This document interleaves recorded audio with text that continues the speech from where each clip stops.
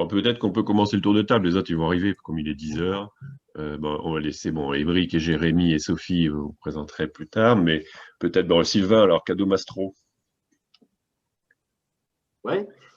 Voilà, donc Sylvain Bruyère et Fabien Grandon, hein, on travaille chez Cadeau Maestro. C'est une société de e-commerce qui a 11 ans aujourd'hui. On est essentiellement pure player. On vend essentiellement sur Internet, mais aussi on a une petite boutique aussi à Saint-Étienne. C'est une petite boutique, il y a 2 salariés. Voilà, on est à peu près une vingtaine de personnes ici à travailler pour ce site de e-commerce où on vend des cadeaux pour les professionnels et pour les particuliers, personnalisés et non personnalisés. Voilà, c'est assez varié. C'est des cadeaux originaux. En particulier. Quoi. Voilà. Donc, c'est vrai qu'en ce moment, comme disait Olivier, c'est vrai que c'est notre période un petit peu, enfin, comme beaucoup d'autres aussi. Hein. Bien sûr. Et voilà. Okay. Un peu particulière. Voilà. Jonathan, Crédit Agricole. Bonjour à tous. Bonjour. Donc, Jonathan, Crédit Agricole Normandie Seine. Donc, sur Rouen, en fait, je suis chef de projet MOA. Et notamment sur tout ce qui est au sein de la direction qualité et marketing. Okay. Voilà. Michel, t'entends pas, tu as le micro coupé. Voilà, ça y est, je remets mon micro. Bon, bonjour à tous. Olivier vous l'a dit, moi je travaille à la Chambre de commerce et c'est Lyon Métropole.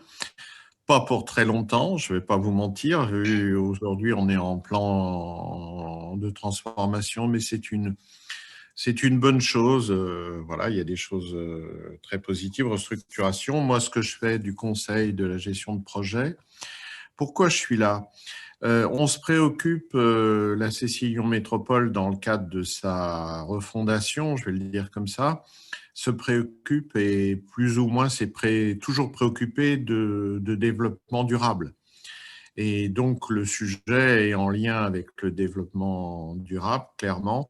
Et puis j'ai une sensibilité, en fait, sur cette question, sur ce sujet. Voilà, et donc je suis heureux de vous écouter. Merci en tout cas. Merci. Vincent, un petit mot, petite présentation.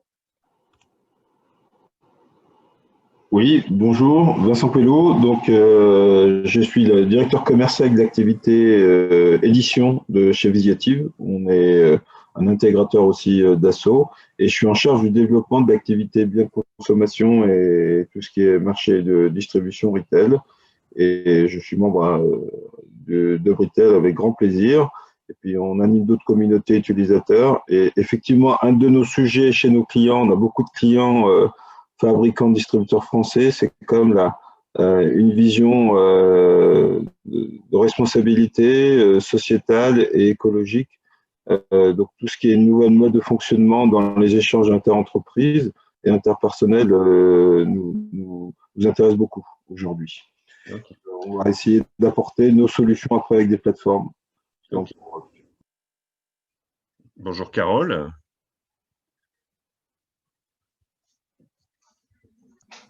Bonjour. Bonjour. Ouais, je ne connais pas, je sais que c'est le roi Merlin, c'est tout ce que je sais. Et justement, Émeric, oui. Les gens de l'agence du don en nature disaient que effectivement, le roi Merlin était un précurseur, voire un cofondateur de l'ADN. Oui, j'ai mon collègue Nicolas Cordier qui travaille beaucoup. Vous m'entendez? On t'entend, oui. Oui. Ok. Donc, en effet, Nicolas travaille déjà avec l'agence du don en nature chez nous. Après, le sujet des invendus, moi, je ne le connais pas très bien, le sujet de l'ADN. Et je travaille particulièrement sur le sujet des invendus chez nous, puisque en 2023, la loi sur l'économie circulaire va nous obliger à trouver des solutions. Donc, comme j'arrive un peu sur le sujet, je m'intéresse à cette conférence. Super. Bon, eh ben, moi, je vais juste peut-être dire un petit mot, puisqu'effectivement, donc Carole t'a pas suivi, mais bon, là, il y a Cadeau Mastro qui est présent, avec Sylvain, et je n'ai pas vu son prénom, mais voilà. Voilà, Jonathan qui est du Crédit Agricole, Michel Auclair de CCI, Fabien, pardon, Vincent qui est de Visiative, et puis on va laisser la parole. Moi, juste un petit mot sur le Hub Retail, puisque on ne se connaît pas bien. Donc, le Hub Retail, c'est le cluster commerce à l'origine d'Auvergne-Rhône-Alpes, qui est maintenant installé dans le nord de la France, qui va, dans les prochains jours, on va annoncer l'ouverture de Hub Retail dans les Pays de Loire, et ainsi, comme ça, couvrir la France.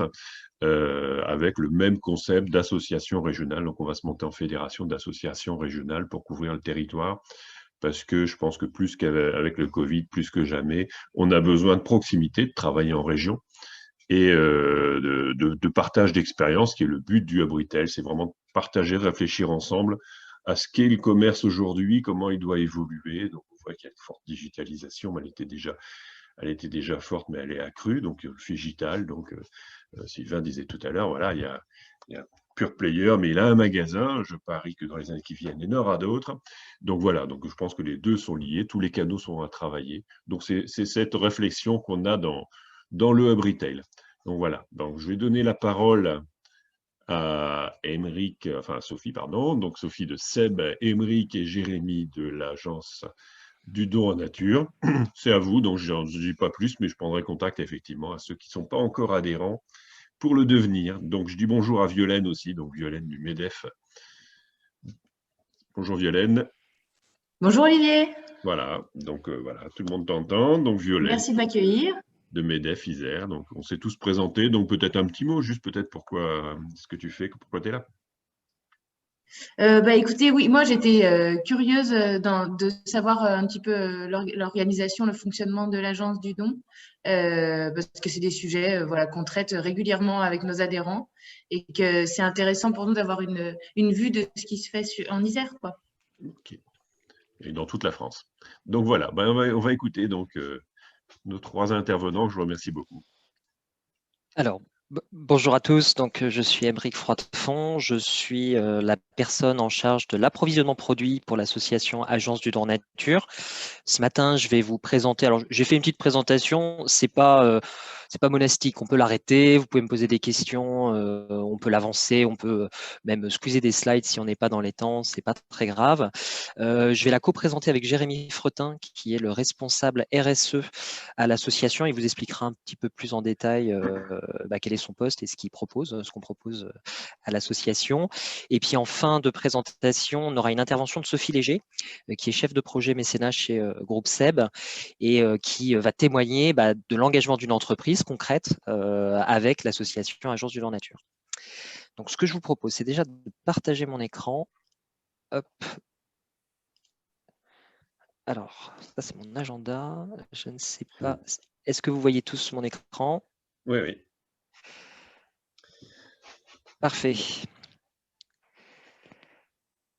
Alors, pour commencer, l'Agence du don nature, très brièvement, nous sommes une des premières plateformes de collecte d'invendus non alimentaires à destination des associations. Et nous sommes nous-mêmes une association reconnue d'intérêt général. Je vais vous détailler un petit peu après comment ça fonctionne et comment on va pouvoir redistribuer jusqu'à 35 millions d'euros de valeur marchande par an au secteur associatif uniquement. Donc, pour commencer, le don, ce n'est pas forcément un réflexe aujourd'hui. Alors, ça commence à l'être. Hein. Cette présentation, cette slide, elle a 6 mois. Et en fait, en 6 mois, énormément de choses ont déjà commencé à changer. Déjà parce qu'il y a une loi qui va arriver, on en reparlera. Aussi parce qu'il y a vraiment une prise de conscience collective ou une information plus cohérente et plus abondante sur tout ce qui est don aux associations. Ce qui fait que ces chiffres-là que je vous présente sont en train d'évoluer.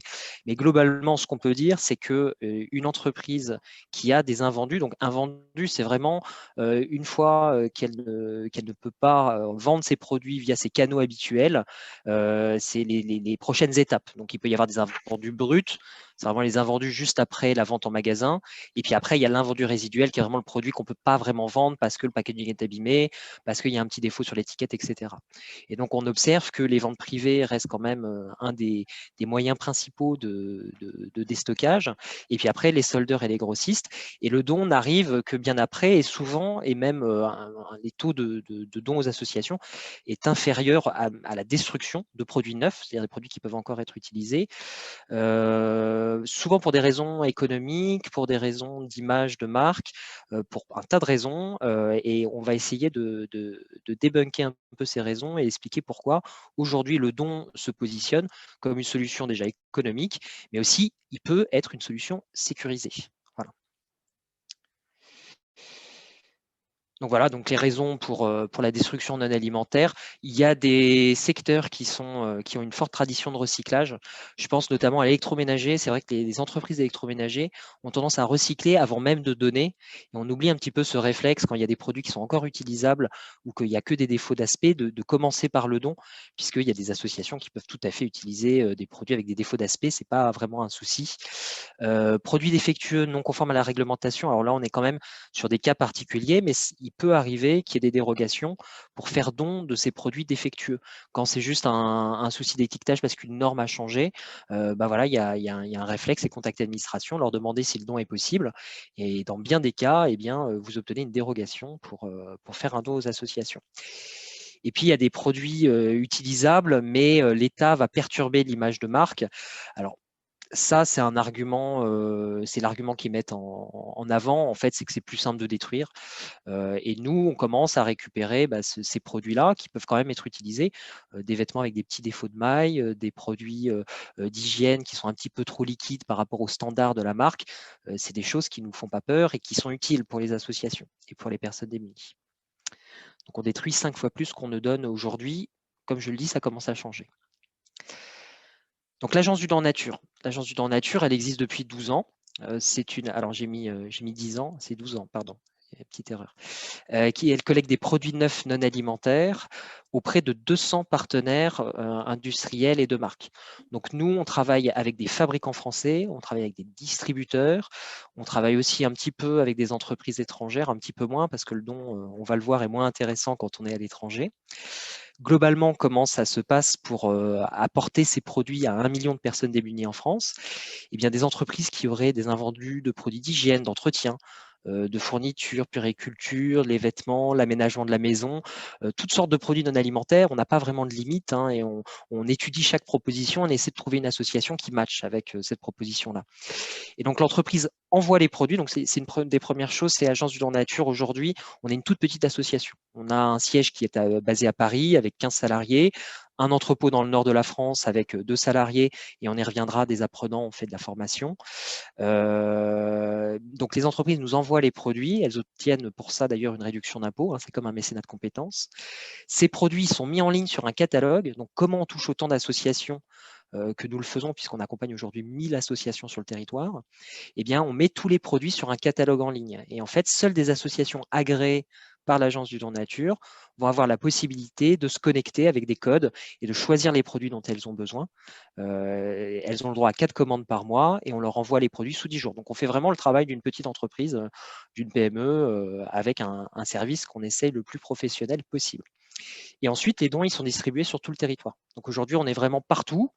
On est particulièrement présent sur les grandes régions où il y a de la précarité, que sont le nord de la France, le nord de Paris, Seine-Saint-Denis, et puis la région de Saint-Étienne. Voilà. Mais on a vraiment des associations partenaires dans tous les territoires, à part la Corse.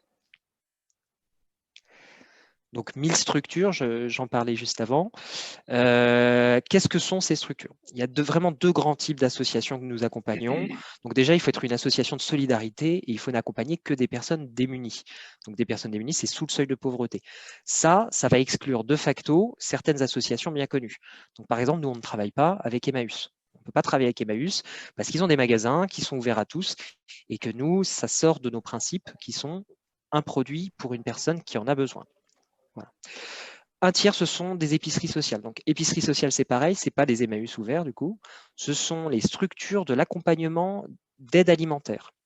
Donc, quand vous êtes une personne qui est sous le seuil de pauvreté, mais vous n'êtes pas à la rue, c'est-à-dire vous n'êtes pas non plus dans une situation très très grave, vous êtes juste, vous avez un toit, vous avez un logement, vous êtes précaire, voilà, à la fin du mois, vos revenus ne vous suffisent pas pour vous et votre famille, et ben vous pouvez faire une demande via un travailleur social, via la mairie notamment, voilà, le CCAS, qui va vous orienter vers une structure d'aide alimentaire. Et dans ces structures d'aide alimentaire, il y a souvent aussi des produits non alimentaires. Et aujourd'hui, nous accompagnons un grand nombre, alors c'est un tiers du réseau en termes de proportion, d'épiceries sociales qui proposent dans leur structure des produits d'hygiène, des vêtements, voilà, de quoi compléter le panier pour la famille. C'est des accompagnements qui sont limités en temps et en durée, et l'accès se fait sur carte. Donc nous, on va être très très vigilants sur cet accès limité des personnes et qu'il y ait systématiquement une demande de carte à l'entrée.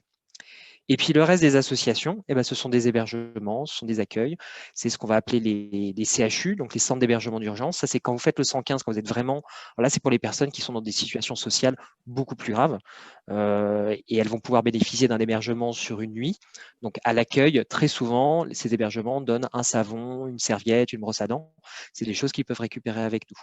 Et puis après, vous avez des structures qui sont un peu plus sur le long terme. Donc il peut y avoir des CADA, c'est les centres d'accueil et pour les demandeurs d'asile. Il peut y avoir des CHRS, qui sont les centres d'hébergement et de réinsertion sociale. Donc là, le temps d'accompagnement s'allonge et les besoins aussi, puisque souvent, la structuration de ces hébergements, ce sont des petits logements, qu'on appelle les logements très sociaux. Et ces logements, ils vont avoir besoin de produits pour les personnes qui y vivent, mais aussi de quoi les aménager. Et donc là, on travaille notamment avec Leroy Merlin et avec Groupe Seb pour leur apporter des poêles, des casseroles, même du parquet parfois, ou de la peinture s'ils ont besoin de refaire leur logement. On a également les foyers de l'aide sociale à l'enfance. Donc ça, c'est quand même des partenaires importants. Là, on vient de finir une grande opération de redistribution de jouets. Donc on a eu plus de 150 000 jouets qui ont été distribués à 300 associations en tout, qui accompagnent des enfants, et donc voilà, pour faire des Noëls solidaires pour les enfants. Et enfin, on accompagne aussi des structures de l'insertion par l'activité économique. Donc ça, c'est ce qu'on appelle les chantiers d'insertion. Et eux peuvent nous prendre des produits beaucoup plus hétéroclites. Et c'est pour ça que je dis qu'il ne faut pas se limiter dans les dons. On réussit à redistribuer des cuisines professionnelles, des produits du jardinage, voilà, toutes sortes de choses, puisque les chantiers d'insertion, ça peut être par la cuisine, ça peut être par le jardinage, ça peut être par le bricolage. Il y a plein de formats en fait de ces chantiers qui s'adressent à des personnes qui essaient de retrouver un emploi avec une formation, aussi à des sortants de prison qui n'ont pas la possibilité ou c'est difficile pour eux d'accéder à la formation. Voilà, toutes sortes de publics précaires et qui vont pouvoir travailler dans de bonnes conditions grâce à ça. Vous voyez quelques-uns des réseaux en bas de la slide. En fait, nous, on a vraiment deux sortes de partenaires. On a soit des grands réseaux associatifs qui signent une convention au niveau national avec l'Agence du don en nature. Et dans ce cas-là, une antenne qui voudrait ouvrir un compte, c'est-à-dire avoir des codes pour se connecter au catalogue, elle a un dossier simplifié. Donc, en une semaine, elle peut avoir accès aux produits. Et puis, une association qui serait moins connue, alors elle doit faire un dossier un peu plus conséquent. Nous, on demande 1 an d'existence, 100 personnes accompagnées.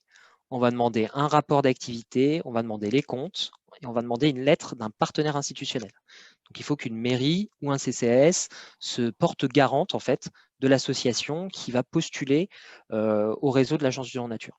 Encore une fois, le sujet sur lequel on est le plus vigilant, c'est le marché noir. C'est quelque chose qui existe dans les associations parce que, pas forcément de manière mauvaise, pas parce que les gens veulent absolument, sont dans la criminalité, mais simplement, ça peut être des bénévoles qui ne font pas attention. Il peut y avoir toutes sortes de raisons qui font que, à la fin, il y a des produits qui se retrouvent sur les marchés. Donc ça, nous, on a ce contrôle à l'entrée des associations qui est très, très strict. Et on va le voir, on a aussi un suivi dans les territoires pour vérifier qu'elles respectent les chartes d'engagement qu'elles signent avec nous et qui les engagent légalement. Donc, nos partenaires, je ne sais pas, Jérémy, si c'était toi qui devais faire cette slide. Arrête-moi si je… Vas-y, je prends la suivante. Ça marche. Donc, nos partenaires, donc les grands réseaux associatifs, j'en ai parlé juste avant, qui sont quand même des associations qui peuvent utiliser beaucoup de produits pour leur activité parce qu'ils ont beaucoup d'antennes. Après, nous, on ne s'adresse pas en priorité à ces associations-là parce que très souvent, elles ont des systèmes de collecte sur les territoires. Certainement, dans vos entreprises respectives, vous avez dû leur faire des dons. Nous, on s'adresse aux associations que personne ne connaît. Et donc ça, c'est là où on a vraiment une approche d'aide indispensable. C'est vraiment pour ces petites associations qui, sans nous, en fait, n'auraient pas de dons parce qu'elles ne sont pas assez connues, parce qu'elles ne peuvent pas réceptionner des grandes quantités de dons. Elles ne peuvent pas récupérer un semi-remorque ou même 3 palettes, c'est beaucoup trop pour certains hébergements. Et donc, grâce au catalogue, ça leur permet d'avoir accès à beaucoup de produits d'un coup. Et puis aussi de ne pas être saturé en produits et de pouvoir prendre quand elles en ont besoin.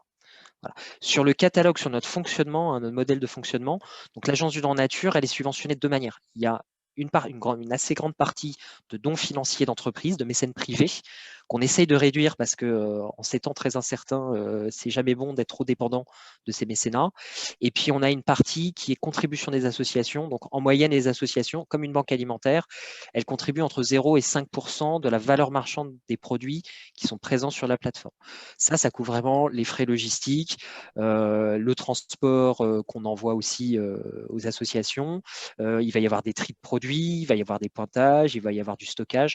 Donc voilà, elle nous aide aussi dans notre mission à travers une petite contribution et puis qui leur permet d'éviter le clic trop facile, même si c'est quand même le cas. Une palette en termes de contribution, c'est rien du tout. Mais si c'était à 0, ce qui est le cas pour certaines catégories de produits, on se rend compte que les associations en prennent plein et ça apporte des problèmes de produits parce qu'elles prennent trop de produits. Donc nous, on met aussi en plus des quotas, on est obligé de mettre en plus des quotas sur certaines catégories de produits pour éviter que les associations se retrouvent saturées, ce qui est un gros travail qu'on fait en aval de la redistribution, en amont et en aval, pour vérifier qu'elles ne sont pas saturées en produits. Donc ça, c'est le processus de don. Je ne vais pas m'y attarder, mais comme ça, vous l'avez et vous pouvez revenir dessus. On vous enverra certainement la présentation.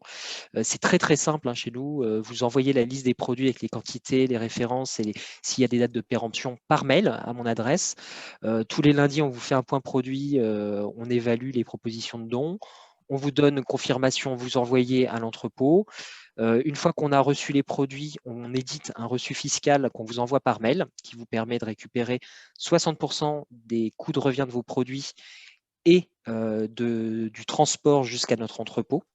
Voilà. Ça, c'est dans la limite de 0,5% de votre CA, de votre chiffre d'affaires, ou 20 000 €. Donc, ça permet quand même de couvrir globalement le coût de votre don et même beaucoup plus. Et en fait, sur certaines catégories de produits, on va être plus compétitif que certains soldeurs. Donc, faites le calcul. Alors, pour l'instant, on est encore sous intérêt général. Donc, ça veut dire que la TVA est reversable. Donc, en fait, vous faites 100 € plus la TVA, vous faites 60% de cette somme-là avec vos coûts de transport. Et après, vous devez reverser parce que malheureusement, aujourd'hui, le don, c'est encore considéré comme une vente. Et d'ici un an, on espère obtenir, on a fait les démarches pour l'utilité publique, donc ce qui fera que vous n'aurez même plus à reverser la TVA pour vos produits. Mais même avec les TVA, ça reste quand même très rentable de faire un don. Et puis après, nous trions. Alors, on s'occupe de tout le suivi des produits. On trie les produits dans notre entrepôt. Alors, tout se passe dans le Nord aujourd'hui parce qu'on a quand même beaucoup d'activités dans le Nord et dans l'Île-de-France. Mais on redistribue partout et c'est le même tarif pour toutes les associations. Le transport, ça ne change pas, c'est au poids. Donc, il n'y a pas de différence. Et on envoie, on fait le suivi, on fait même un SAV. C'est-à-dire que si les associations ne sont pas contentes avec les produits, eh ben, on peut leur redonner d'autres produits, etc. Donc, on a tout un système de suivi. Et puis, en fin d'année, vous obtenez une liste de toutes les associations qui ont bénéficié de vos produits et où elles sont situées. Puisque nous, on peut tracer, on a un ERP, ce qui paraît simple, mais quand même, voilà, et ce qui nous permet de tracer les envois de produits. Donc, là, un petit jeu. Qu'est-ce que pour vous… tiens, Jérémy, je te laisse reprendre, excuse-moi. Oui, ça nous intéressait de vous poser la question, vous qui avez déjà peut-être fait des dons de produits via votre entreprise ou pas, de savoir quels seraient les freins comme ça, à brûle pour point, pour faire un don. Donc là, c'est à vous. On vous laisse la parole en quelque sorte. Est-ce que vous avez déjà fait des dons? Est-ce que parmi vous, certains ont déjà fait des dons? Et quels seraient les freins pour faire le don de votre côté? Le temps passé, la gestion, je pense que pour les entreprises, ça me semble être une préoccupation forte. Ok, tout à fait. Fanny, peut-être, hein, puisqu'elle est arrivée après. Fanny Boulanger. Ouais, alors, bonjour. Vous m'entendez? Oui, on t'entend Ouais, bien. ok, d'accord, je savais pas parce que je suis sur 2 écrans. Bonjour à tous, désolé pour le retard. Moi, je ne connais pas du tout le circuit, je pense que des dons, on en fait. Mais je ne peux pas vous donner d'informations particulières. Après, je pense pas qu'il y ait de frein, si ce n'est, comme d'habitude, qui s'en occupe et le temps que ça peut prendre. Mais je pense qu'on en fait. En fait, quand on met en place notre système de Big Collect, on récupère en fait des produits qui viennent des clients qui sont ou réparables ou recyclables, et ceux qui sont réparés sont donnés à des associations solidaires dont Emmaüs fait partie. Donc, on en fait via ce système-là. Après, est-ce qu'on en fait par ailleurs, je n'ai pas la connaissance absolue de... Mais en tout cas, via le circuit de la Big Collect, on en donne. Ouais. Peut-être Sylvain, peut-être dans une société Cadeau Mastro, peut-être à une taille plus raisonnable. C'est pareil, hein, c'est ce qu'on disait avec Fabien à l'instant. Nous, ça va être essentiellement le temps passé à gérer le dossier, à exporter, isoler les différentes rotations produits. On n'a pas vraiment de produits en retour non revendables, mais c'est plus des produits qui traînent, quoi. Des produits qui sont là depuis quelques temps, qui nous coûtent en logistique et en stockage, et qui mériteraient vraiment d'être donnés, quoi, tout à fait. Donc, c'est plus le temps passé à gérer tout ça, et la rapidité à s'occuper de ce dossier-là. Ok, eh ben, merci. Alors, je peux peut-être rajouter quelque chose. Le roi Merlin, Carole. Je sais que nous, on a aussi un sujet de, on va dire, d'éligibilité de nos produits. On a vraiment beaucoup de produits et donc tout n'est pas reprenable par les associations. En tout cas, c'est normal que ça n'intéresse pas toujours toutes les assos, donc nos équipes doivent trier. Et donc, ça suppose, comme l'a dit un autre interlocuteur, beaucoup de temps. Et parfois, c'est plus rapide. C'est souvent plus rapide de jeter. Alors, Jérémy, je ne sais pas si tu veux reprendre. Oui, bah c'est les arguments que vous avancez tous sont effectivement des freins qui nous sont remontés par les entreprises. Là, on vous a mis quelques citations qu'on a fait remonter de la part de nos partenaires ou prospects. Alors, il y a l'argument économique, c'est-à-dire de dire on va préférer des solutions pour faciliter ou booster la vente de ces produits sur lesquels on a une difficulté à sortir de ces stocks, et ça paraît toujours plus intéressant que de les donner directement. Il y a aussi le sujet de l'impact sur l'image qui n'est pas toujours évident pour les entreprises. Alors, d'une part, parce qu'elles ont besoin d'avoir une traçabilité de ces dons et les associations ne sont pas toujours en mesure de leur apporter des informations précises là-dessus. Et puis, il y a aussi le fait de se dire on donne des dons, on fait des dons, donc c'est qu'on n'a pas réussi à vendre. Et donc, derrière, c'est que peut-être qu'on ne gère pas de manière aussi la plus parfaite possible nos stocks. Bon, voilà, c'est un positionnement qu'il faut arriver à assumer du point de vue de l'entreprise. Oui, je voulais rajouter peut-être le dernier argument qu'on n'a pas pris en compte du coup, et c'est malheureux, mais on y a répondu juste avant, qui était le temps passé. Alors sur le temps passé, déjà l'intérêt de l'agence du don en nature, parce qu'on est un intermédiaire finalement, et pourquoi cet intermédiaire marche, parce que sinon toutes les entreprises elles feraient des dons en direct.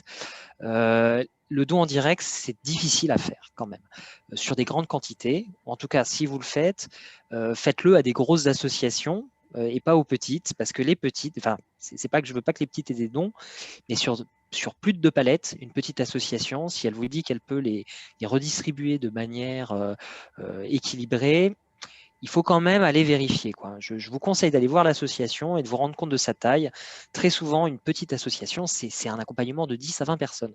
un hébergement, même une épicerie sociale. Il y a des épiceries qui n'accompagnent pas un nombre conséquent de personnes. Et donc, si vous commencez à faire des dons de 5, 6, 7 palettes à ces associations-là, souciez-vous quand même de la finalité de vos produits. Donc, nous, on est là aussi pour faire ce travail de régulation, de dons et surtout de globalisation. C'est-à-dire que vous envoyez à un seul intermédiaire, vous avez un seul interlocuteur, et après, vous touchez jusqu'à 1000 associations. Donc ça, c'est la première chose. Sur le temps passé à trier les produits. Chez Leroy Merlin, par exemple, pour prendre un exemple concret, on prend beaucoup de choses. Vraiment, on prend beaucoup de choses. On refuse vraiment des choses très, très spécifiques. Mais là, par exemple, pour vous donner un exemple, on est en train de réceptionner 13 camions de chez Leroy Merlin à l'entrepôt. Donc, voilà, ça fait déjà du volume. Et les propositions qui nous sont faites, soit les commandes ne sont pas prêtes, donc on peut sélectionner. On demande toujours, est-ce qu'on peut sélectionner? Après, si derrière le tri des produits, c'est impossible pour vous, il y a aussi la solution de nous proposer en bloc. Libre à nous de refuser en bloc aussi, puisqu'il faut quand même, c'est vrai que ça s'adapte aux besoins associatifs. On ne peut pas tout récupérer, ça c'est certain. Mais aujourd'hui, on récupère quand même l'essentiel de ce qu'on nous propose. Et si vous n'avez pas le temps de trier, vous pouvez proposer à la palette. Mais dans ce cas-là, la redistribution sera faite à la palette. Donc, on limite quand même le pool d'associations qui peut récupérer les produits. Mais c'est possible. C'est quelque chose qu'on fait. Et sur le catalogue en ligne, nous, on va mettre soit des produits à la palette complète. C'est des palettes en vrac. Au minimum, c'est quand même bien qu'on sache ce qu'il y a dessus parce que sinon, il faut qu'on repointe tout nous-mêmes. On le fait, mais voilà, ça nous coûte du temps humain aussi. Les coûts qui ne sont pas pris par l'un sont pris par l'autre. Ça, c'est évident. Et puis, si vous avez la possibilité, et que vous êtes un fabricant, d'avoir sur une seule palette que le même colis, ça, c'est encore mieux. Et ça nous permet de mettre au colis sur la palette, sur le catalogue. Et donc, les associations, elles peuvent sélectionner un colis de 6 shampoings, un colis de 12 brosses à dents, etc. Voilà, donc 2 modèles de redistribution et qui s'adaptent en fonction des entreprises, en fonction du temps que vous pouvez y passer, etc. Émeric, excuse-moi, deux petites questions. La première, est-ce qu'il est possible d'avoir des photos quand il y a des dons à des associations? Je pense que c'est des choses qui seraient impactantes pour nous dans notre communication. Il faut reconnaître que faire juste un communiqué en disant oui, on a donné des lots, ça ne parle pas. De voir une palette filmée qui est donnée, même reçue chez vous, je pense que ça peut avoir un impact relativement important. Et deuxième question, est-ce que vous prenez des produits dans des langues étrangères? Italien, espagnol, est-ce que vous avez des réseaux en Europe? Alors, je ne sais pas, Jérémy, si tu veux répondre à… Oui, pour la première question, oui. Alors effectivement, on allait y revenir après, mais on anticipe dans la présentation.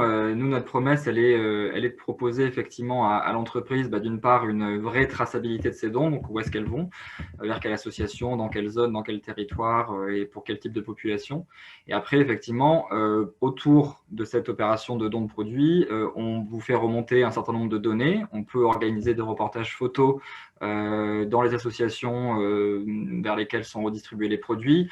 Il nous arrive également, avec nos entreprises partenaires, de tourner des mini-reportages vidéo afin de présenter le partenariat, les démarches de dons et puis d'interroger des associations partenaires qui ont été bénéficiaires de cette dotation. Donc là-dessus, on est très ouvert, on est surtout très conscient de ce sujet-là pour l'entreprise. Bien sûr, il y a la démarche philanthropique derrière qui est de dire, voilà, on choisit de faire un don pour… c'est un geste solidaire, mais on sait aussi que c'est un outil important pour vous, pour communiquer, pour donner de la visibilité à vos engagements. Et en fait, là-dessus, on est complètement ouvert à proposer un certain nombre de choses pour vous appuyer dans cette démarche-là. Alors, une chose qu'on fait, on a notre réseau, et on va en parler après, on a des bénévoles aussi à l'association, qui sont nos relais locaux, et un peu les contrôleurs de l'Agence du don nature. Donc nous, on est l'association pas toujours fun, on est aussi l'association qui vérifie, qui fait des contrôles surprises, etc. Mais on est forcé pour proposer le meilleur suivi possible. Et donc, ces personnes-là connaissent bien le réseau associatif local et vont pouvoir aussi aller dans les associations et nous faire remonter des photos. Cette année, on a eu un petit manque de photos parce qu'il y avait malheureusement nos ambassadeurs, la moyenne d'âge, elle est aux alentours de 70 ans. Et donc, on leur a dit, vous restez chez vous et puis, ma foi, vous faites moins de contrôles. Donc, on a eu plus de mal à faire remonter des photos. Voilà. On va reprendre l'année prochaine, évidemment, faire remonter le plus de photos possible et de suivi. On ne peut pas vous promettre, parce que c'est trop difficile sur 200 entreprises de dire, bah, voilà, on va être sûr que vous allez avoir des photos. Mais au minimum, quand on reçoit les photos à la plateforme, on peut vous envoyer une photo. Et puis quand vous voulez faire un post, un partage, quelque chose, vous nous le faites remonter. Nous, on fera tout pour même envoyer, demander à un ambassadeur qui irait dans une association, ah bah, prends bien des photos, fais-nous remonter, etc. On s'adapte à vos besoins de communication sans aucun souci. Au minimum, on peut faire des photos de l'entrepôt avec la réception de vos produits, etc. Enfin, de quoi illustrer votre action, évidemment. Et il y avait la deuxième question sur les produits étrangers. Ah oui, alors sur les produits étrangers, oui, mais, toujours pareil, oui, mais si c'est 2000 produits, en fait, nous, on est obligé de proposer l'étiquette en français aux associations.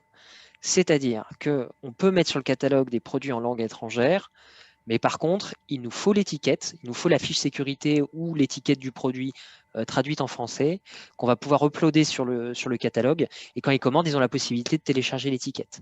Voilà. Et il y a marqué téléchargez bien l'étiquette, machin. Sur le réseau européen d'agences du don nature. Donc nous, on travaille, on a 2 partenaires un peu de confiance qu'on vous recommande pour la Belgique et pour l'Espagne. Donc en Belgique, c'est Goods to Give, l'association. Et si vous le souhaitez, je peux vous donner leurs coordonnées, qui est notre association sœur, qui est la principale en Belgique, qui fait vraiment tout le travail d'accompagnement sur la Belgique. Et puis en Espagne, alors ils n'ont pas d'association comme nous au niveau national. Par contre, ils en ont une dans la région de Madrid et qui redistribue quand même pas mal de produits et qui s'appelle À Compartir. Donc on vous engage là-dessus. Enfin, c'est des 2 associations sur lesquelles vraiment on peut s'engager sur leur sérieux. Après, si vous avez besoin d'autres partenaires, on en connaît. Par exemple, en Allemagne, il y a Inatura. Alors, on n'est pas partenaire avec eux, mais Inatura fait des dons. Et en Grande-Bretagne, vous avez InKind Direct, qui est vraiment le grand réseau sur la Grande-Bretagne. En Italie, je ne suis pas sûr qu'ils aient le même système que nous. En tout cas, on n'en a pas entendu parler. Et d'ici quelques mois, on aura un autre partenaire en Suisse qui est en train de se lancer. Donc voilà, donc on est en train un peu de structurer ce don non alimentaire au niveau européen. Et n'hésitez pas à revenir vers nous s'il y a un de ces pays qui vous intéresse. Alors malheureusement, l'Allemagne et la Grande-Bretagne, moi je ne les connais pas. Plus que ça, enfin j'ai déjà échangé avec eux, mais on n'est pas vraiment partenaires. Donc on ne s'engage pas sur leur sérieux, voilà, comme pour les autres. Est-ce que ça répond à votre question? Je ne sais pas si... À ta question. Oui, c'est très clair. Ouais. Très clair, c'est parfait. Super. Merci pour la réponse. Alors, je ne vais pas revenir sur le process qu'on vous a déjà partagé autour de la chaîne de dons, mais juste peut-être pour vous dire au-delà de tout ça, notre promesse à l'entreprise qui nous fait un don, c'est d'assurer donc une traçabilité précise des produits.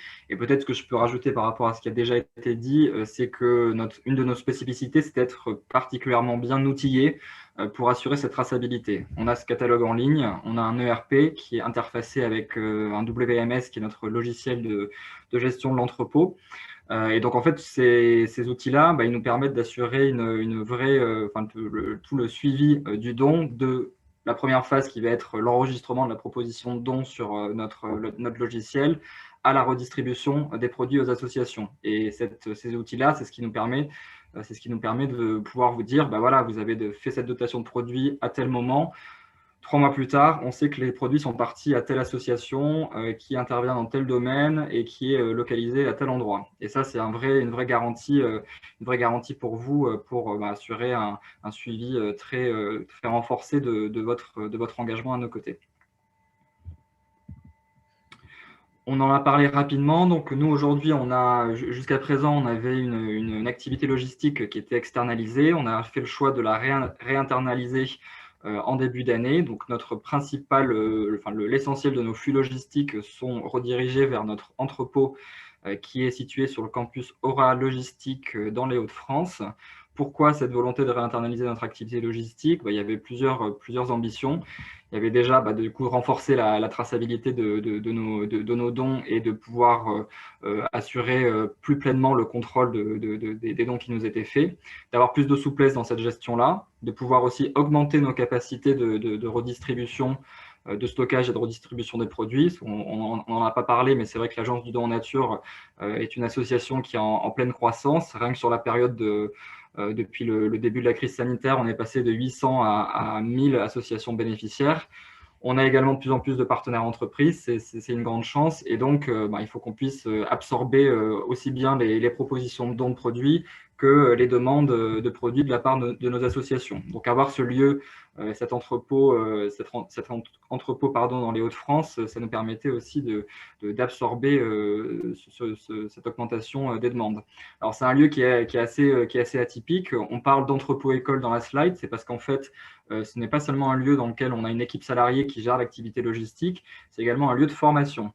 Et donc, on va avoir des promotions d'apprenants qui sont de profils très variés, mais qui sont généralement des personnes éloignées du monde de l'emploi ou qui n'ont jamais travaillé, des jeunes, des moins jeunes, hein, vraiment des profils assez hétérogènes, et qu'on va former sur place au métier de la logistique. Donc, on a un partenaire, le G9, qui assure cette formation en coordination avec notre équipe salariée. Et à l'issue de cette formation, qui a un volet théorique et un volet pratique, hein, c'est-à-dire que les apprenants travaillent sur des flux réels, préparent les commandes, par exemple, qui vont ensuite être redistribuées à nos associations. Ces apprenants, à l'issue de leur formation, ont différentes certifications qui vont leur garantir, le sérieux de leur capacité technique, professionnelle et humaine autour de la logistique, et qui va être un passeport pour ensuite trouver du travail après leur passage à l'entrepôt. Donc voilà, c'est un lieu qui nous permet d'être à la fois d'approfondir le développement de notre activité logistique, mais qui est aussi une vitrine pour les métiers de la logistique et qui permet d'approfondir notre mission sociale. Voilà. Et c'est un lieu qui est un peu excentré, mais c'est un choix aussi, puisque, comme je vous l'ai dit, une grande partie de nos redistributions sont sur les grands pôles de pauvreté. Donc le Nord et l'Île-de-France, ça représente quand même beaucoup de partenaires pour nous. Donc ça faisait sens de se rapprocher un petit peu. Peut-être dans le futur, on pourra multiplier les entrepôts et être présent. Voilà, on est aussi une association en construction. Donc on regarde vers l'avenir et on n'exclut pas la possibilité de s'agrandir sur notre logistique, ce qui va bientôt devoir être le cas d'ailleurs. Aymeric, oui, pardon. Juste une petite remarque. Mich est Macoin là-bas, hein, dans Schnorr. Hein, donc c'est pas 59, c'est 62. Oui, c'est 62. Alors, je sais pas le Nord. Je viens de me rendre compte que j'avais marqué 59, excuse-moi. Il faut regarder la carte, c'est un peu plus haut, hein, le Pas-de-Calais. Oui, mais je ne sais pas pourquoi je l'ai mis là. Pardon, j'ai fait ça tard et du coup, il y a 59, j'en suis navré. Voilà, mais ouais, désolé, c'est mon coin. Je le modifierai. Non, tu fais bien de le dire. J'ai bien noté, je regardais, je me disais, mais 59, c'est pas 59. Non, c'est 62 et le Pas-de-Calais est bien plus 62. haut. Voilà. Pardon, moi je viens d'Indre-et-Loire du 37. Je suis loin de tout ça. Donc oui, on a cet entrepôt, on a effectivement, alors on a aussi on a aussi des solutions externalisées logistiques pour nous aider à avoir quand même des apports complémentaires quand on en a besoin. Et puis on réfléchit, comme le disait Aymeric, à démultiplier ces solutions logistiques de manière à avoir des solutions qui peuvent être facilement mobilisables, notamment en région, sur des territoires qui sont éloignés des Hauts-de-France, parce qu'évidemment derrière ça pose quand même un certain nombre de problématiques. La slide suivante se répète, Jérémy, c'est peut-être pas la peine de la redire, on en a parlé. Oui, sur donc la redistribution à des acteurs de confiance, donc aussi bien des réseaux nationaux que des associations locales que l'on contrôle.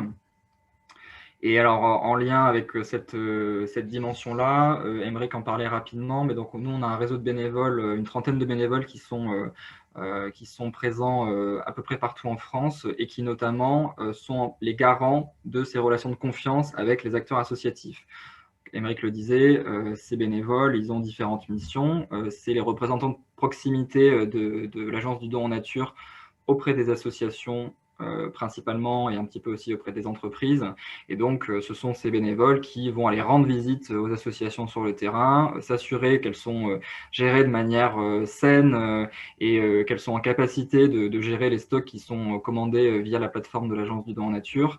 Et voilà, ce sont une ressource vraiment précieuse pour nous. Et on a aussi, en plus de ces bénévoles de terrain, on a une petite équipe de bénévoles sécurité Donc, c'est 4 personnes qui sont des anciens auditeurs de métier.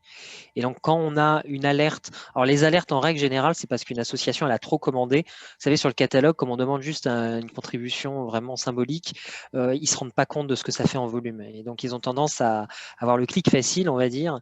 Et donc, ils se retrouvent avec un demi-camion. On a quand même mis en place des quotas, mais comme notre système, c'est d'automatiser le maximum, ça peut arriver que parfois voilà, une association passe dans le filtre et réussisse à commander plus que ce qu'elle est censée commander. Et dans ce cas-là, on envoie un auditeur vérifier notamment les espaces logistiques, qu'elle respecte les dates de péremption, puisque nous, on ne veut pas qu'il y ait de produits qui soient redistribués après la date de péremption, et puis éventuellement les comptes pour être sûr qu'il n'y a pas de singularité. Et en règle générale, ça se traduit par un arrêt de l'accès au catalogue pour quelques mois, le temps qu'elle redistribue ce qu'elle a accumulé, et après on relance le partenariat de manière normale. Voilà. Alors, Carole, je crois que c'était Carole qui en parlait rapidement tout à l'heure. Bon, il faut qu'on recontextualise un petit peu le sujet. On est en France face à une évolution du cadre réglementaire sur la gestion des invendus. Il y a la loi anti-gaspillage et économie circulaire qui a été promulguée en début d'année 2020. Pour y revenir de manière assez synthétique, les objectifs de ce texte, ils sont d'arriver à des modes de production plus responsables, de limiter la génération de déchets et de promouvoir le réemploi solidaire des produits. Donc concrètement, sur notre sujet aujourd'hui, cette loi, elle va notamment interdire la destruction d'invendus non alimentaires. Donc il y a différentes étapes sur lesquelles je ne vais pas revenir en détail qui sont échelonnées sur plusieurs années, mais l'idée c'est que les entreprises vont devoir maintenant privilégier d'autres solutions que la destruction de leurs invendus non alimentaires, et le don de produits à des associations telles que l'Agence du don en nature et apparaît clairement comme la solution prioritaire à privilégier avant la réutilisation ou le recyclage de produits. Donc ça, c'est un texte qui est une loi qui est du coup assez importante pour le développement du don, puisque naturellement, beaucoup d'acteurs économiques vont être amenés à, s'ils ne l'ont pas déjà fait, à s'emparer de ce sujet et à développer et structurer une politique de don. Nous, évidemment, au sein de l'association, on travaille à des solutions très concrètes pour simplifier la mise en application de cette loi pour les entreprises, de manière à ce qu'elles puissent avoir une politique de don simple, assurer une traçabilité de leurs produits, et qu'on leur fournisse aussi tous les argumentaires pour leur expliquer pourquoi cette démarche elle est extrêmement essentielle à mettre en place au sein de leur entreprise.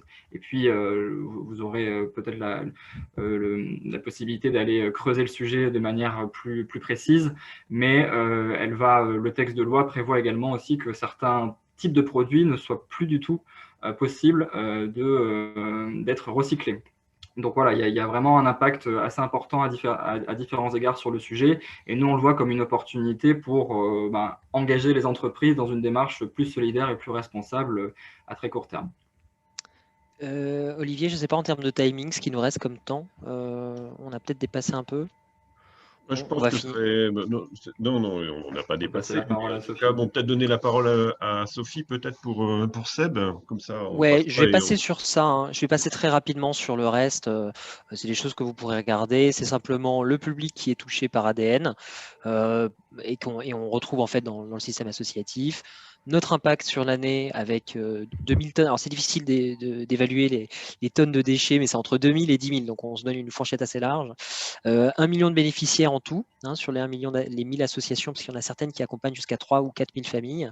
5 millions de produits redistribués par an. Quelques donateurs en bas. Très rapidement sur nos opérations spéciales, on a 3 temps forts dans l'année que sont la rentrée solidaire, on redistribue beaucoup de fournitures scolaires. Noël, on essaie de redistribuer des jouets au maximum. Et puis la semaine du don en nature, où là on fait une redistribution thématique. Alors ce sont des opérations spéciales parce que pendant ces opérations-là, il y a une entreprise. Donc, ça peut être Michelin, ça peut être Raseo, enfin voilà, on a pas mal de partenaires qui nous financent transport gratuit pour les associations. Donc ça, c'est une chose qu'on essaye de développer, c'est que les associations n'aient pas à payer le transport. Et en règle générale, on essaye toujours de diminuer au maximum les coûts pour les associations. Donc on essaie de trouver des solutions innovantes et qui passent en règle générale par un financement privé ou public même pour diminuer ce coût-là. Et donc alors, Eric le disait, notre modèle économique, il est principalement basé sur la contribution que paient les associations au moment de passer leur commande de produits. Après, on a une trentaine de partenaires financiers qui nous accompagnent dans nos développements, et c'est une source assez importante, hein, puisque c'est 30% de nos ressources. On a également des entreprises qui nous accompagnent sur du mécénat de compétences, donc qui mettent à disposition leurs salariés pour l'agence du don en nature, sur des missions qui peuvent avoir attrait à la logistique, la communication, la création graphique. Ça nous permet de bénéficier des expertises de l'entreprise et de nous appuyer sur des ressources qu'on n'a pas forcément la capacité à internaliser. Et puis, on travaille aussi sur des opérations événementielles où l'entreprise va proposer à ses salariés, à ses clients, de faire un don au bénéfice de l'agence du don en nature, par exemple. Voilà. En résumé, après, on passe vraiment la parole à Sophie. Désolé d'avoir un petit peu tardé. Notre promesse à l'entreprise, c'est du coup, on l'a vu, une solution fiable et sécurisée du réemploi de vos invendus. C'est un coup de pouce fiscal puisque le don de produits est encouragé par une réduction d'impôt qui est de 60% du montant de votre don. Donc, c'est aussi une Et du transport. Et qui inclut le coût de transport dans cette réduction d'impôt. Donc, c'est un avantage assez intéressant pour vous.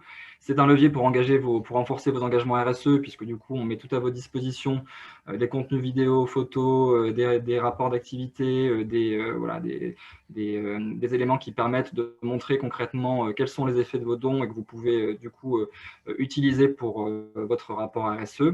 Et puis, c'est bien sûr un impact socio-environnemental important pour vos actions, puisque on génère moins de déchets en faisant un don. Et puis, on vous garantit la possibilité d'aider directement des populations démunies à travers votre don. Puis au-delà de ça, d'utiliser vos produits, c'est-à-dire que des produits qui ont été fabriqués, ça permet de leur donner une vie, tout simplement. Ouais. Et aujourd'hui, je sais que c'est quelque chose qui est très demandé par les salariés, par les clients et par les fournisseurs. Voilà. Alors, on accueille Sophie. Bonjour Sophie, et merci en tout cas de ta prise de parole aujourd'hui. Sophie, elle est chef de projet mécénat au groupe SEB, qui est un des fondateurs aussi de l'Agence du don en nature, qui nous fait des dons tous les ans de produits divers et variés, et notamment des produits de cuisine, mais aussi du petit électroménager. Bonjour Sophie, est-ce que tu peux te présenter brièvement? Bonjour à tous. Merci Émeric de me donner la parole et de me donner l'occasion de témoigner. Je suis chef de projet mécénat au sein du groupe SEB. Je suis rattachée à la direction développement durable du groupe. J'ai en charge la coordination des actions mécénat du groupe, en particulier notamment en France à travers le fonds de dotation, le fonds groupe SEB, et à l'international, puisque l'ensemble de nos filiales dans le monde sont engagées d'un point de vue mécénat. Nous avons structuré notre politique mécénat depuis pas mal d'années maintenant autour de la lutte contre l'exclusion. Voilà. D'accord. Alors, est-ce que tu peux nous redonner un petit contexte, le début du partenariat avec ADN, comment ça fonctionne, quelles sont les différentes étapes pour faire des dons et depuis quand on le fait, depuis quand vous le faites avec l'Agence du don en nature? Alors, je dirais que c'est une longue histoire avec l'Agence du don en nature. J'ai repris un peu les chiffres, l'historique. On est là depuis le tout début. Quand l'Agence du don en nature s'est créée. Alors, notre soutien à l'Agence du don en nature a évolué dans le temps. Au démarrage et comme pendant les premières années, ça s'est matérialisé par un don financier qui a permis à l'association de se structurer. Il y a eu du mécénat de compétences avec des collaborateurs qui ont aidé à la constitution de l'association et à sa structuration. Il y en a aujourd'hui qui ont aidé. Je pense en particulier à une personne qui a aidé au niveau logistique qui était lui-même au sein de la direction logistique et qui a permis à l'Agence du don en nature de se structurer. Puis Christian Ringuet, qui est toujours avec vous, qui est un ancien dirigeant du groupe SEB et qui vous accompagne toujours et qui dans le développement de l'association. Christian est président de l'association Agence du don en nature. Alors, il va bientôt passer son poste, mais du coup, il a été président pendant les 5 dernières années. Voilà. Voilà. Donc, depuis les dons produits, ça date de 2012, les premiers dons On a produits. été créé en 2011, donc c'est vraiment le tout début. Hein. Voilà, Vraiment le tout début. un petit peu avant avec des dons financiers, mais voilà, c'est au tout début. Super. Alors, comment ça fonctionne le partenariat chez ADN de ton côté? Est-ce que tu peux donner un peu la chaîne en fait, de la proposition de don jusqu'à la réception des produits par ADN, ton ressenti en fait sur le partenariat et pourquoi Groupe SEB continue d'être partenaire en fait? On essaie de faire notre pub là un petit peu. Alors, je dirais que c'est pas compliqué pour moi de faire de la publicité parce que c'est vraiment sincère. Je vais répéter un peu ce que tu as dit, Aymeric. Hein. C'est très simple. Vraiment, c'est très simple. Moi, quand j'ai pris le poste, je veux dire, c'est facile à comprendre. Et c'est très simple. Nous, de notre côté, moi, je suis le référent mécénat de l'entreprise en interne et à l'externe. Donc, je suis la personne qui coordonne les dons. Ça, je pense que c'est quand même important que dans une entreprise, effectivement, il y ait une personne qui soit clairement identifiée à la fois pour l'interne et pour l'externe. Du côté de l'association de l'Agence du don nature, il y a Aymeric. J'ai un interlocuteur défini, très disponible, qui répond du tac au tac quand je le sollicite. Voilà. Et puis, on a une organisation qui est un peu un copier-coller de ce que l'on fait avec nos clients traditionnels. C'est-à-dire que moi, j'ai des contacts du côté du service client et de la logistique à qui je m'adresse pour dire, voilà, qui vont m'aider à formaliser le don. Voilà. Donc nous, c'est en tant on a une structure spécifique qui abrite les dons produits, qui est le fonds de dotation, le fonds Groupe SEB. Et c'est cette structure juridique qui dispose qui se dote d'un budget annuel pour les dons produits, qui va faire l'interface avec l'agence du don en nature. Donc moi, un don produit chez nous, il est acté. À un moment donné, il y a soit moi je fais une demande à la logistique en leur disant, par rapport à notre budget, nous avons décidé de donner telle somme sous forme de don produit à l'agence du don en nature. Merci. Donc mes collègues de la logistique me formalisent un don en allant piocher des produits qui sont de première nécessité pour les associations qui en bénéficient. Soit c'est la logistique qui va à ma rencontre et qui me dit, voilà, on a des invendus sur telle ou telle catégorie de produits, à quelle association ça peut être donné, est-ce que ça intéresse l'agence du don nature? Et donc, il y a une relation qui s'établit avec Aymeric pour valider la liste des produits. Et ensuite, la logistique fonctionne très classiquement comme avec un client ordinaire. Hein. Du reste, l'agence du don nature a un compte client dans notre base de données. Notre service client prend rendez-vous avec la plateforme de l'agence du don nature, comme avec n'importe quel client, et opère le don, fait une sortie de don avec un bon de livraison. Il y a une facture qui permet chez nous de tracer le don, de faire la sortie de stock. Et derrière, comme Aymeric l'a très bien dit, l'agence du don nature nous établit un reçu fiscal ou une attestation de réception de dons produits. Ça se fait de façon très, très fluide. Voilà. Merci Sophie. Alors à savoir qu'on a aussi des kits de déchargement, hein, donc on n'a Oui. pas besoin d'avoir un haillon. Voilà, c'est comme une entreprise classique. L'entrepôt, c'est vraiment, il a été créé il y a 10 ans, donc c'est quand même assez neuf. Une dernière question, Sophie, c'est sur l'image de marque. Je ne sais pas si c'est des considérations pour vous, enfin pour les autres participants qui sont importantes pour vous, mais souvent on me pose la question, ouais, le don, alors on ne sait pas où ça va et on a peur un petit peu pour l'image de notre marque. Je ne sais pas comment vous vous positionnez, Sophie, avec le groupe SEB sur l'image de marque. Aujourd'hui, on est totalement rassurés par rapport à cela. Bien sûr, comme toute entreprise, on est très prudent par rapport à l'intégrité de nos marques et sur aussi le fait qu'on ne voudrait pas que ces dons produits servent à alimenter des marchés parallèles, hein. On a les mêmes préoccupations que n'importe quelle entreprise, mais on a l'assurance, parce qu'on a pu le vérifier, que l'Agence du don nature, comme tu l'as décrit, Émeric, sélectionne les associations, valide leur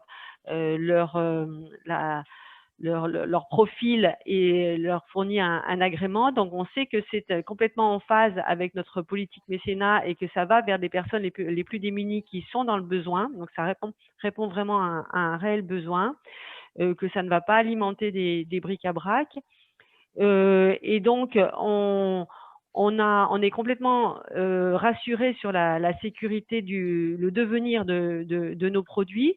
Et je dirais que, en termes d'image de marque, on est très fiers que nos produits puissent aller dans des familles et remplir leur fonction, parce qu'on sait que nos produits sont utiles et très appréciés par les bénéficiaires, que ces bénéficiaires auraient du mal à les trouver de toute façon, en ont besoin. Hein, c'est un réel besoin, hein, une poêle, une casserole, ça fait partie des produits essentiels qu'on ne les trouve pas dans les bric-à-brac. Aujourd'hui, on n'a pas d'autre possibilité de les trouver dans un bric-à-brac parce que quand vous avez votre poêle, elle est usée, vous la mettez à la poubelle parce qu'elle est usée pour tout le monde. Quand une cafetière, un produit électrique, il est défectueux, qu'il arrive en fin de vie, il part dans la filière des 3 œufs et il est rarement, même dans les communautés Emmaüs, il y a rarement quelqu'un qui est compétent pour aller réparer un vieux produit d'électroménager. Voilà. Donc, c'est important qu'on puisse de permettre à tout le monde d'accéder à nos produits qui sont de petits électroménagers et d'articles culinaires, parce qu'on sait que ça contribue à la dignité aussi des familles, d'accéder à des produits neufs, des produits propres, en état de marche. Et ça permet à ces personnes de se sentir tout simplement comme tout le monde, voilà, et d'avoir la capacité de cuisiner ou de s'occuper de sa maison comme tout le monde. Donc, on sait que c'est particulièrement apprécié. Et puis, pour nous, je ne l'ai pas dit tout à l'heure, c'est vraiment en termes de simplicité, hein, je confirme ce qu'a dit Émeric. Nous, avec l'équivalent de 3 à 5 dons par an, quelque chose comme ça, on gère 5 expéditions. On va, entre guillemets, arroser 130 associations par an, 120 à 150 associations par an sur tout le territoire. Ce qu'on ne saurait pas faire, nous, groupe SEB. Mes collègues à la logistique, c'est très facile, c'est simple, c'est accessible d'organiser 5 dons, d'orchestrer 5 dons avec des camions, d'aller leur demander de faire de la messagerie avec des petits colis pour le donner à 130 associations. Ça deviendrait, on ne saurait pas le faire avec les ressources et l'organisation que l'on a chez nous chez Groupe SEB. Donc on le ferait pas. Donc là, franchement, c'est une réelle efficacité dans le don. Voilà. Super. Eh ben, merci. Merci Sophie, en tout cas, pour ton beau témoignage. Mais si vous avez des questions, n'hésitez pas à me les poser. Hein. J'ai mis, je crois, tes coordonnées en bas de la slide. Enfin, si je ne les ai pas mis, il faut que je les rajoute. Je vous donnerai peut-être ton email. Ça ne te dérange pas, Sophie, de partager ton email? Non, tout à fait. Je peux répondre à posteriori. Moi, j'aurais une question, mais est-ce qu'il y en a déjà dans l'assistance une question? Une précision, la facturation, puisque ça a été dit par Sophie Léger, se fait à 0 ou comment, d'une manière comptable, comment ça se passe? Oui, c'est ça, c'est à 0. C'est un don gratuit. D'accord, ok. Et effectivement, pour l'instant, on rétrocède la TVA. Ouais. Mais ça va changer. Hein. Je précise. Ça va changer, ouais. Alors, c'est très difficile d'obtenir l'utilité publique, mais on est en train de faire les démarches et on espère l'avoir d'ici fin 2021. Ça paraît très mérité parce que franchement, bravo. Bravo. Dans l'immédiat, on a une solution intermédiaire nous permettant de le faire d'ores et déjà. Hein, mais ouais, c'est validé ça. Ouais, ok. Il faudra qu'on. Moi, j'aurais une question, c'est est-ce que vous pouvez illustrer, on a donc Visiative et Crédit Agricole qui sont présents, donc c'est deux grosses sociétés. Qu'est-ce qu'on attend, qu'est-ce que vous attendez de ces sociétés? Comment ça se passe? Parce que là, on a parlé industriel, on a parlé distribution, et les grandes sociétés comme ça, le Crédit Agricole, j'imagine qu'il y a plein de PC qui doivent être changés, du mobilier. Ça marche comment avec une grande entreprise? Alors, on va parler du reste parce que là, on a parlé vraiment d'industriel à associatif. Donc, la grande force de l'Agence du Don Nature, c'est d'être centralisée. Ça permet d'avoir un seul intermédiaire et de redistribuer beaucoup de produits à plein d'associations en ayant finalement très peu de personnes, puisque nous, on n'est que 17 dans l'association. Par contre, au niveau des territoires, il y a quand même des solutions. On a des représentants locaux. À Lyon, on en a 2. Qui peuvent faire la mise en lien, et moi aussi je la fais entre des entreprises et des associations au niveau local quand c'est des petits dons. On estime que moins d'une palette, là franchement c'est des dons qui peuvent être faits à des partenaires locaux. Donc on vous met en relation, par contre on ne peut pas éditer les reçus pour ces mises en relation, donc c'est à voir avec l'association. Si vous en avez besoin, on essaye de sélectionner pour vous des partenaires qui peuvent en éditer. Donc ça c'est une chose qui peut être faite. Ensuite, pour toutes les autres entreprises qui souhaiteraient nous soutenir, déjà l'Agence du Don Nature elle a toujours besoin de financement. Hein, on est toujours en recherche de financement. Donc soit des financements au niveau national, soit des financements au niveau local. Au niveau local, ce qu'on propose, c'est de payer le transport gratuit aux associations. Transport gratuit, ça fait que des petites associations elles vont pouvoir récupérer plus de produits. Ça va être plus facile pour elles d'accéder à cette aide non alimentaire.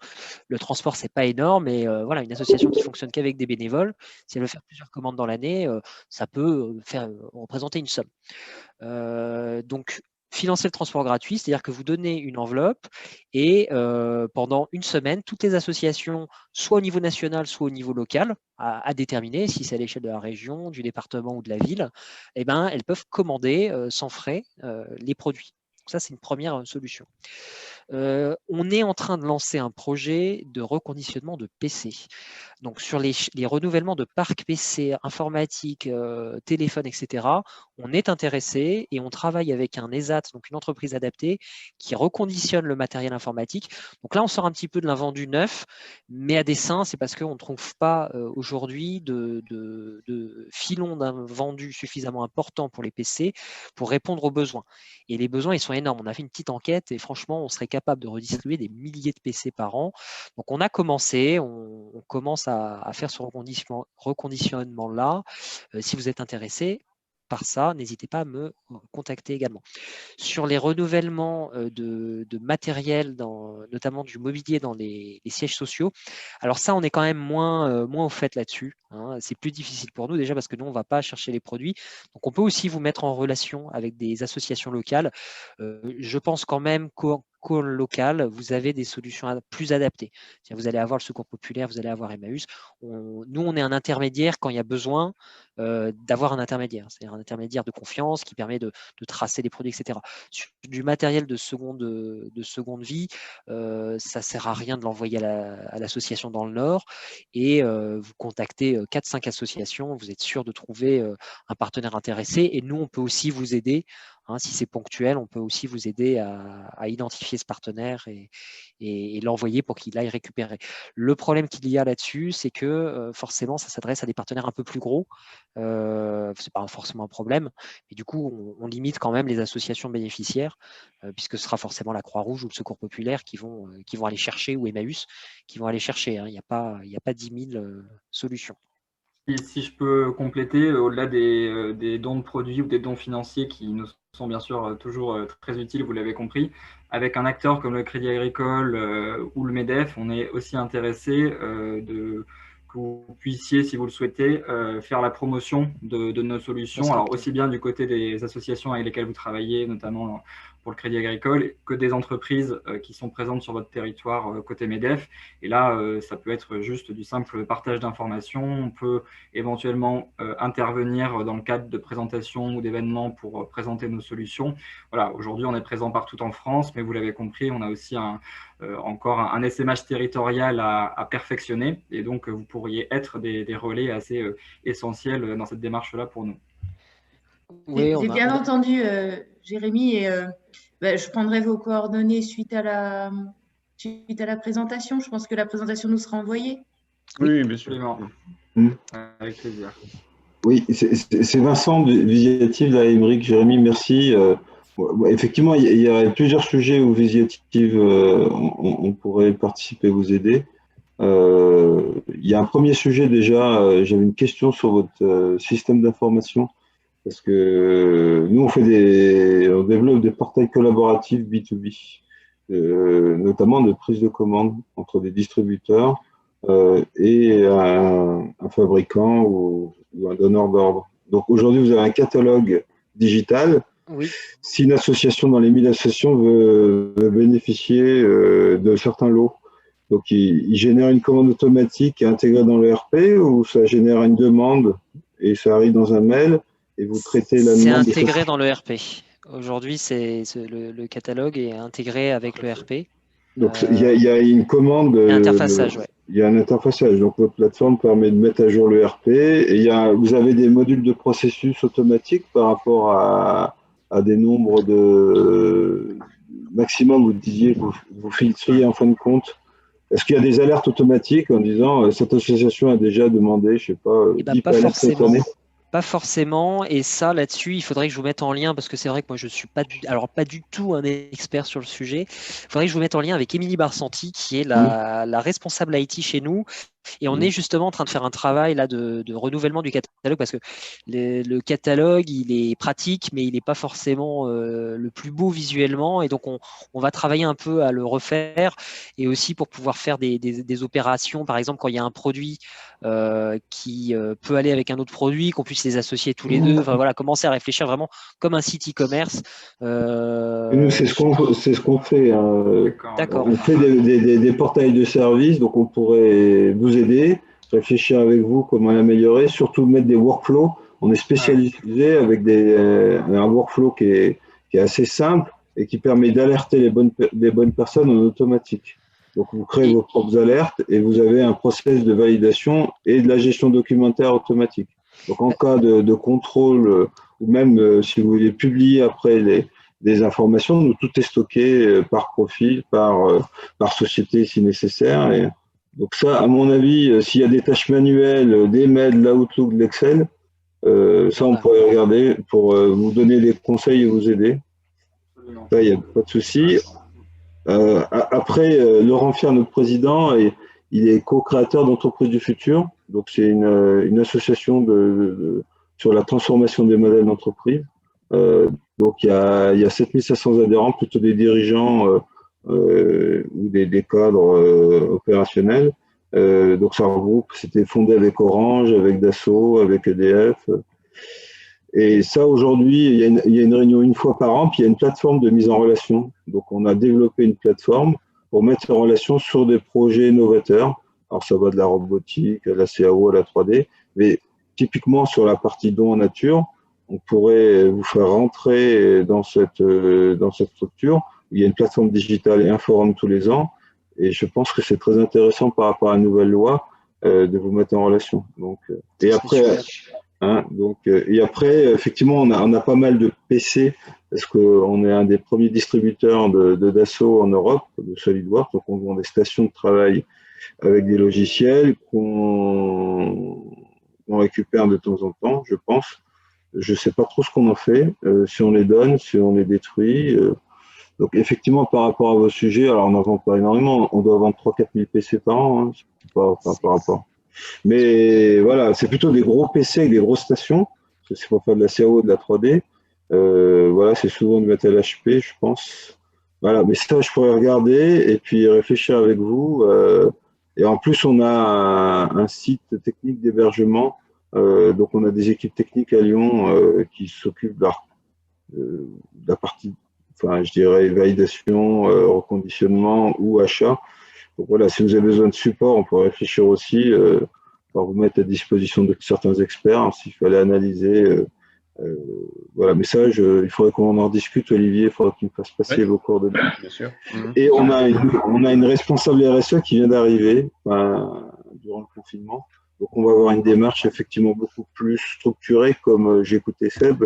On n'est pas à la même taille, puis c'était piloté à la fois par la DAF, je pense, chez nous, enfin la direction financière et la DRH. Mais on va avoir une vocation là, à partir de 2021 beaucoup plus structurée sur les RSE. D'accord. Eh ben Vincent, n'hésitez pas à me faire un email et puis moi je verrai avec Émilie aussi. On pourra se prendre un temps d'échange un peu plus tard. Je vois une question. Qui sont les représentants locaux à Lyon? Alors oui, on travaille avec Habitat Humanisme à Lyon. Alors les représentants locaux, c'est nos ambassadeurs. Donc on en a deux. Hein. C'est Jean Guillonnet et Alain Mouchirou aujourd'hui. Donc un ancien de PSA, Jean. Donc on accompagne Habitat Humanisme. Évidemment, c'est un gros partenaire hein, pour notamment tous les produits. On parle de Leroy Merlin. Une partie des produits Leroy Merlin ont servi à créer des cités à Habitat Humanisme, à refaire des logements très sociaux, etc. On a aussi, alors qu'est-ce que je pourrais vous donner? L'Olivier des Sages, hein, une petite association dans Lyon. J'ai pas la liste là, mais je pourrais évidemment vous la transmettre, enfin vous donner quelques-uns des représentants qu'on a à Lyon. On doit avoir une cinquantaine d'associations hein, autour de Lyon. On diffusera des infos. Hein. Une autre question peut-être de Carole. Qu'est-ce qu'il y a encore? Alors, nous, on travaille avec vous surtout par nos entrepôts. Donc, vous êtes en proximité de nos entrepôts. La cible là qu'on va viser sur la gestion de nos invendus, c'est plutôt nos magasins. Quand on a un don à faire, ce que je comprends, c'est que comme vous avez un entrepôt dans le Nord, c'est que tous les produits vont remonter sur votre entrepôt dans le Nord pour faire le tri. C'est l'essentiel des flux. Après, on organise aussi des solutions de dons en direct dans les territoires pour les entreprises qui, voilà, justement, ont des solutions, ont des territoires d'implantation, notamment au niveau des magasins, qui sont éloignés de l'entrepôt, auquel cas, cette solution de repasser par cet entrepôt ne serait pas idéale. Alors aujourd'hui, effectivement, on a le défaut, c'est un avantage et un défaut d'être vraiment centralisé et de ne pas proposer au niveau local les mêmes solutions que Secours Populaire. Je pense que quand vous avez épuisé les solutions Secours Populaire et Croix-Rouge, vous pouvez quand même nous faire des propositions hein, par magasin. Il n'y a pas de souci hein, et ça se passe comme un don classique. Il y a des magasins qui ont quand même des grandes quantités d'invendus. Donc passer 5 palettes de produits, franchement, ça peut être intéressant quand même d'envoyer à l'entrepôt et de faire après un dispatch sur la France, puisqu'il risque aussi d'y avoir saturation au niveau local. Nous, on essaye justement de retirer cette saturation au niveau local et d'essaimer le plus possible. On peut le faire pour certains magasins. C'est vrai qu'on est en train de réfléchir hein, à se régionaliser. Ça, c'est un travail qui sera fait dans le futur et c'est vers là qu'on veut tendre. C'est aussi d'avoir des antennes locales, de pouvoir réceptionner plus facilement au niveau des magasins à l'échelle locale. On n'en est pas encore à ce niveau de maturité sur notre fonctionnement, mais ça ne vous empêche pas de nous proposer des dons et on réfléchira soit à une solution locale via le don en direct, soit à la solution classique de l'entrepôt école. C'est juste qu'on essaye de coupler l'environnemental et le sociétal. Et c'est vrai que si on a un magasin comme celui d'Agen qui doit renvoyer tous ses produits chez vous, qui peut-être partent après à Bordeaux ou je ne sais, dans le coin d'Agen, c'est juste que c'est un petit peu… On essaie de rationaliser hein, après, nous, sur l'approvisionnement aux associations, c'est-à-dire qu'il y a des mutualisations qui sont faites avec des transporteurs, un transport qui a de la place et qui part dans le sud, et bien, peut prendre quelques palettes de l'Agence du Don Nature. Donc on essaie aussi de travailler là-dessus. Hein, et la raison pour laquelle on s'est mis dans le Nord, c'était ce souci-là. C'est qu'en fait, comme on a plus d'un tiers du réseau qui est dans le Nord, en impact environnemental, ça faisait plus sens de se mettre là que de se trouver au centre de la France. En fait, ça faisait des distances beaucoup plus longues pour tous les envois. Mais évidemment, on a cette pensée écologique en tête, puisque en plus notre motto c'est quand même moins de gaspillage, plus de partage, il y a quand même la dimension écologique derrière. Donc pour l'avenir, on est vraiment en train de réfléchir à ça et d'avoir plus de lieux de livraison et de dispatch, et ça va demander une structure beaucoup plus complexe que celle qu'on a aujourd'hui. On va passer de 15 salariés à 50 parce que on pourra plus le traiter avec si peu de personnes. Aujourd'hui, notre solution, elle est la plus simplifiée possible pour permettre aussi d'avoir un taux de rotation des produits très important. Et vous voyez, on a juste un entrepôt. Finalement, c'est pas si énorme que ça. On a 3000 à 3500 placements palettes, mais on réussit à faire tourner énormément de palettes sur l'année parce que les produits arrivent, ils repartent très rapidement. Voilà. Merci. Peut-être des gens qu'on n'a pas beaucoup entendus, peut-être Jonathan, je ne sais pas, c'est une remarque particulière, une question. Je vais parler pour le Crédit Agricole. En fait, nous, on a quand même un certain nombre, je dirais, d'accords au niveau local. Par contre, la grosse problématique que l'on a à l'heure actuelle, ça va être au niveau je pense notamment de tout ce qui va être don d'ordinateur, ça va être la bonne utilisation et le bon usage du don. C'est-à-dire, est-ce que finalement, les dons qu'on effectue vont bien auprès des personnes auxquelles elles étaient destinées à la base. Donc, effectivement, là où c'est vraiment très intéressant dans votre démarche, c'est déjà le fait que vous ayez un ERP qui, derrière, permette une traçabilité, ce qui n'est absolument pas le cas dans la plupart des associations. Alors, la problématique, c'est qu'effectivement, nous, je suis en Normandie-Sienne, donc on a un impact au niveau local, au niveau régional. Ce qui fait qu'on cherche aussi, nous, des acteurs locaux sur le sujet. Et quelque part, envoyer du matériel ou des choses comme ça à Lille, ça a peut-être moins de sens que de le faire au niveau de partenaires locaux. De toute manière, l'Agence du Don Nature, elle n'essaye pas elle est là pour apporter une solution complémentaire. Et ça, quand même, je le mets en avant. Aujourd'hui, on intervient sur Lyon parce qu'il y a des entreprises à Lyon.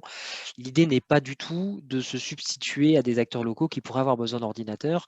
Si le don peut se faire au niveau local, je vous encourage à faire le don au niveau local. Et c'est ce qu'on dit à toutes les entreprises. Moins d'une palette, faites le don au niveau local.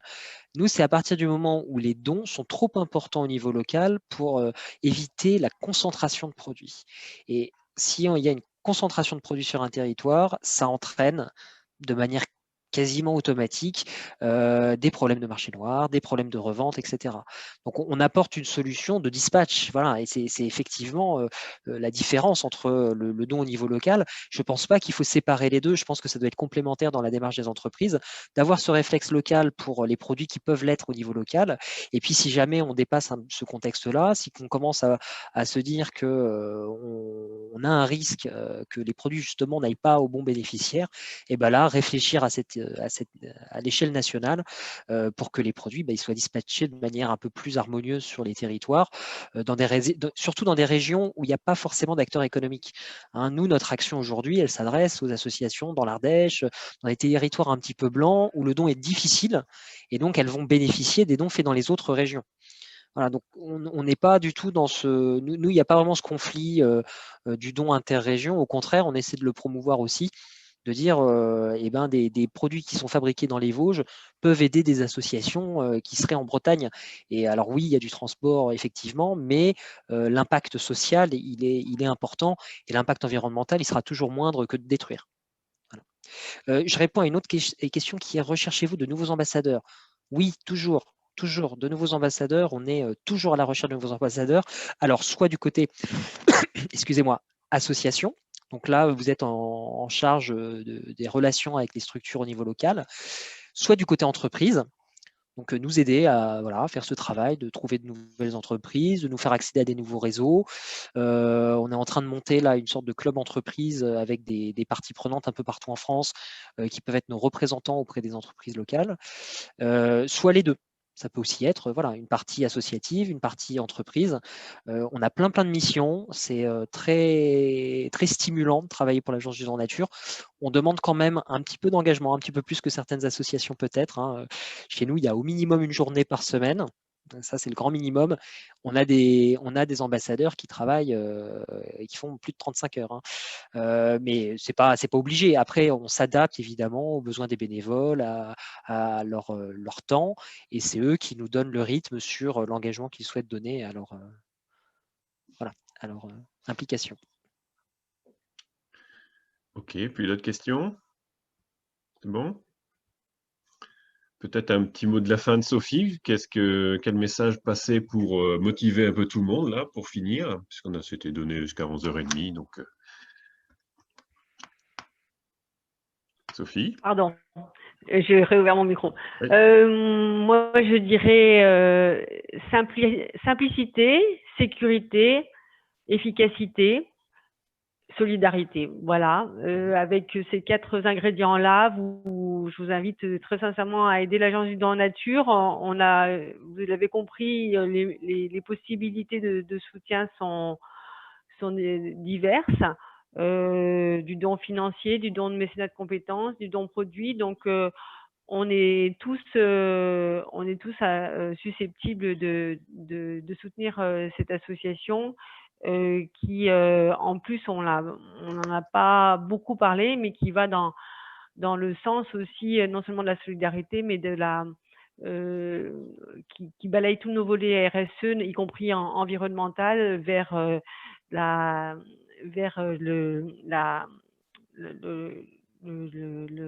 l'économie circulaire et le non-gaspillage des ressources et des biens. Donc, je pense que nous avons tous communément intérêt à contribuer au développement de cette association.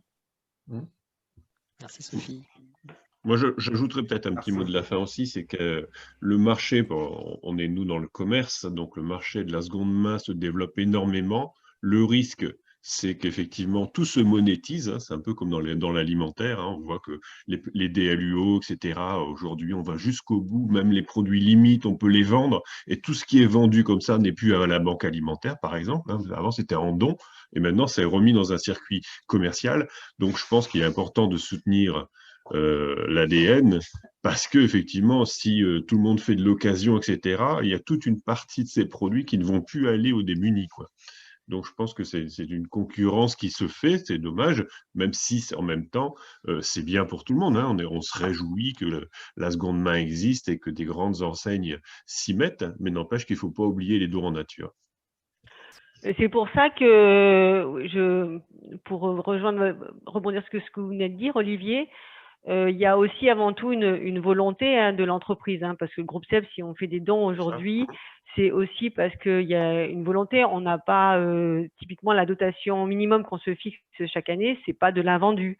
On pourrait trouver chez VP, chez les soldeurs habituels, des solutions. Donc, il y a une réelle volonté aussi RSE de la part de l'entreprise de soutenir ce type d'initiative, parce qu'effectivement, il y a un réel risque pour l'Agence du don nature comme pour toutes les solutions qui existent aujourd'hui autour du monde du bric-à-brac, hein, qui sont réellement en danger. Et derrière, c'est les plus démunis qui en pâtiront. Hein.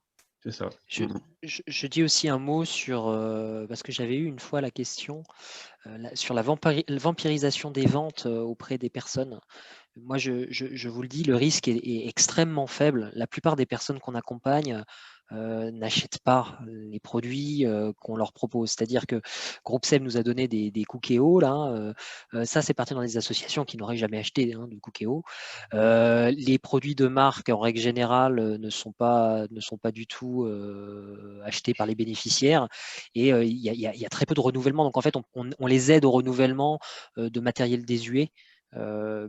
Très très souvent, et donc il n'y a pas de risque, voilà, que de donner va entraîner une baisse des ventes. Non, ce serait faux de le croire.